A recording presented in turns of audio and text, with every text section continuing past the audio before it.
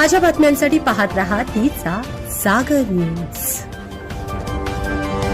सांगली महापालिकेत अखेर भाजपा राष्ट्रवादीची युती, महापौर उपमहापौर बिनविरोध।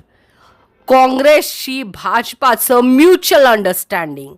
सांगलीत महापौरपदी धीरज सूर्यवंशी तर उपमहापौरपदी गजानन मगदूम यांची बिनविरोध निवड। काँग्रेसनं अर्जच भरला नाही।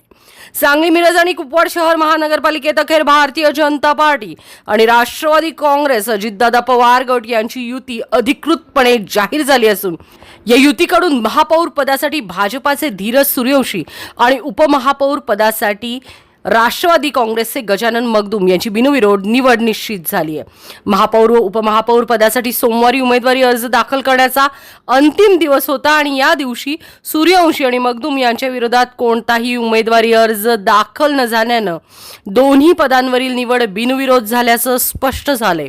या निर्णयाबाबत पालकमंत्री चंद्रकांत पाटील यांच्या उपस्थितीत भाजपा व राष्ट्रवादी काँग्रेसच्या नगरसेवकांची संयुक्त बैठक पार पडली। या बैठकीत दोन्ही पक्षांनी एकमतानं युतीचा निर्णय घेत उमेदवारांवर शिक्कामोर्तब केला। यानंतर महापौर पदाचे उमेदवार धीरज सूर्यवंशी आणि उपमहापौर पदाचे उमेदवार गजानन मगदूम यांनी महापालिकेत नगर सचिव अशोक माणकापुरे यांच्याकडे अधिकृतपणे उमेदवारी अर्ज सादर केला। यावेळी दोन्ही पक्षाचे पदाधिकारी, नगरसेवक आणि कार्यकर्ते मोठ्या संख्येने उपस्थित होते।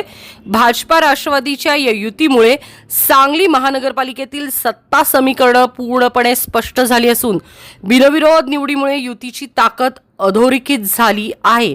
या घडामोडीमुळे शहराच्या राजकारणात महत्त्वाचे वळण आले आहे आणि विरोधी पक्षानं देखील या ठिकाणी म्युच्युअल अंडरस्टँडिंग करण्यात चंद्रकांतदादा पाटील आणि शेखर इनामदारांना चांगलंच यश आल्याची मात्र जोरदार चर्चा। एकूणच चंद्रकांतदादा पाटलांच्या गटाचा महापौर अखेर झालेला आहे। नमस्कार, मी शर्वरी पवार आणि आपण पाहताय तिचा सागर न्यूज।